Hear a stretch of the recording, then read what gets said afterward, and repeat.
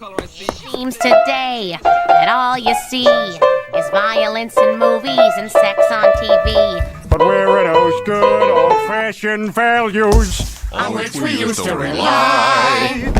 Lucky there's a family guy. Lucky there's a man who positively can do all the things that make us laugh and cry. He's a family guy.